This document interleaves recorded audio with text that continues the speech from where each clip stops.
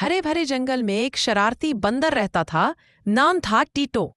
वो पेड़ों से झूलना, दूसरों पर फल फेंकना और हंसना उसकी रोज की आदत थी। वही झील के किनारे एक शांत और समझदार कछुआ गोपी रहता था।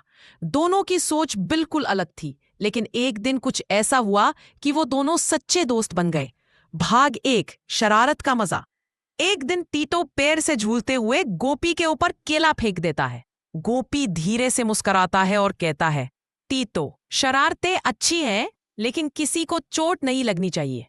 टीटो हंसकर बोला, अरे गोपी, तुम तो हमेशा ज्ञान देते रहते हो। और वो चला गया। भाग दो, बारिश का संकट। अगले दिन अचानक जंगल में भीषण तूफान आ गया। पेड़ गिरने लगे, झील उफनने लगी। टीटो डर गया और पेड़ की ऊंचाई पर चढ़ गया, लेकिन हवा इतनी तेज थी कि शाख टूट गई और वो झील में गिर पड़ा। टीटो पानी में डूबने लगा। बचाओ, कोई तो बचाओ। भाग तीन, गोपी की मदद। गोपी ने ये देखा और बिना एक पल गंवाए झील में तैर कर गया। वो बोला, टीटो, मेरी पीठ पर चढ़ जाओ। टीटो मुश्किल से उसकी पीठ पर चढ़ा और गोपी उसे किनारे तक ले आया।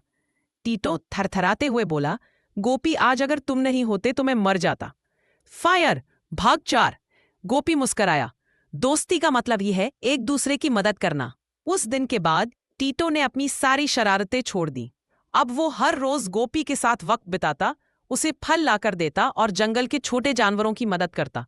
अब भाग पांच, जंगल में नया बदलाव। धीरे धीरे टीटो और गोपी की दोस्ती की चर्चा पूरे जंगल में फैल गई। अब कोई किसी से झगड़ता नहीं था, सब एक दूसरे की मदद करते थे। जंगल फिर से खुशियों से भर